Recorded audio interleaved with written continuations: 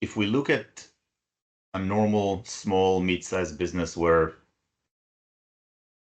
most of those businesses like mine don't have the luxury of delegating everything and don't have the luxury of Right.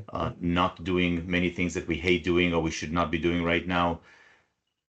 There has to be some type of trick or magic down somebody's sleeve that will help us get a little bit more efficient, at least. Can you give an example of how you Sure. helped somebody in the small, mid-sized business environment? Absolutely. And I've worked with companies that only have 2 people on their leadership team and 4 or 5 other employees. What we do is number one, we do that long-term, mid-term, short-term, so you really know what's important. So now you've got a singular priority for the year, you have goals for that year, and then you chop that into quarters. So we're now in Q2. The company has 2 Q goals, Bates has 2 Q goals, Stewart has 2 Q2 goals. And let's say you and I are the only ones on the leadership team. Again, we would go through that process of number one, hopefully we know what Bates's sweet spot is.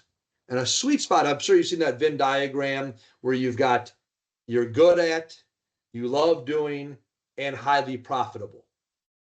And that little section where all 3 of those is where Bates should be spending his time and Stewart should be spending his time. That's where our energy is high. That's where we're going to be productive. And what happens, yes, when you're a smaller company and startup, or even it's not startup, but it's a smaller company, there are going to be things that we have to do that aren't ideal. But when you weigh that against those goals and those priorities, I'll use me. I'm a small company. My firm isn't, multi-millions of dollars with, 50 employees or anything. I have a virtual assistant and she does so much for me that I'm capable of, but that's not highest. It's not beneath me, but it's not highest and best use of my time. I have an accountant. I have a tax person. I have a marketing person. Those are investments I made, and I'm not a big company because those are tactics that have to happen.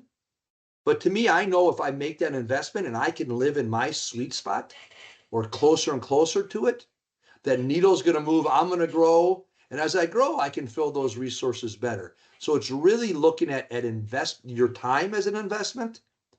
And even when you have limited resources, how can you best position those? And then again, what are those things that you can stop doing? I'll use me for an example.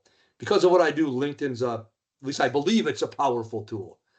I caught myself, I actually tracked it for a few days, spending hours on LinkedIn. I couldn't draw even a dotted line to really impact. So I created a discipline of the things I must do on LinkedIn, and then the time I'm going to live with myself on LinkedIn.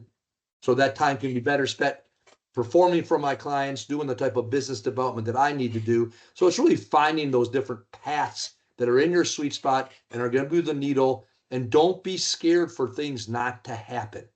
That can ultimately maybe never happen, or if they happen in Q3 or Q4, you really haven't slipped and you've probably grown because you're not spending time on it.